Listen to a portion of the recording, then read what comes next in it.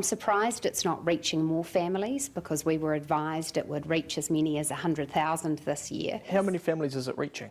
It's reached about 50,000 families It's about so half far. of what you're thinking. Yeah. This was something that they campaigned on. This was going to be heaps better in a variety of ways for more families than whatever Labor were doing. I think we said at the time it sounds pointlessly complicated and admin intensive for the families, and therefore people weren't going to be able to access the money that would have helped them out. It wasn't going to be immediate, so it wasn't going to help them out with the cost of living crisis as well.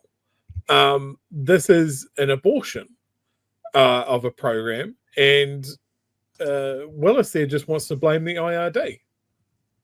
You know, oh, we were advised this, we were advised that. You advised lots of things, Nicola. You were advised that it wasn't going to work.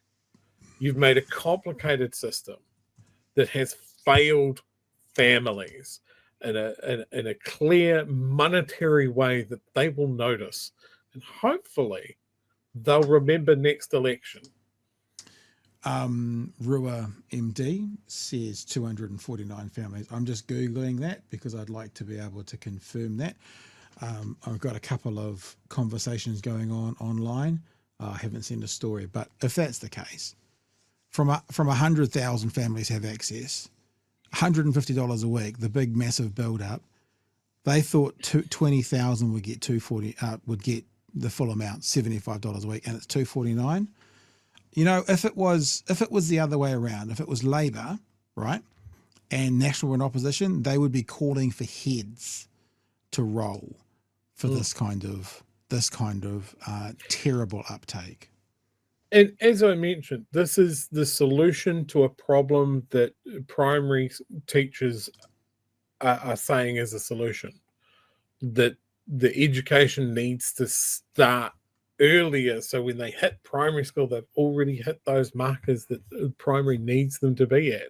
This would have been a very clear program that the government could go, right, well, we need to make sure that people are able to access early childhood care for these children, so everybody hits the ground running when they hit primary school, that your primary school teachers aren't playing catch up with different demographics.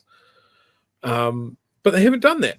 They have made a system that is complex, and it's just boosting the profit margin for ECE operators like the Wright Family Foundation. It's you know when I break crazy. into a sentence with a new story, we've had confirmation.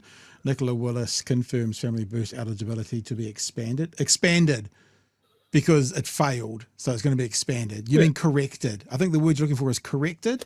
Are you just going to make it easier for families that they don't? I've got an idea. How about they just give every family 20 hours of free childcare? Would that be easier?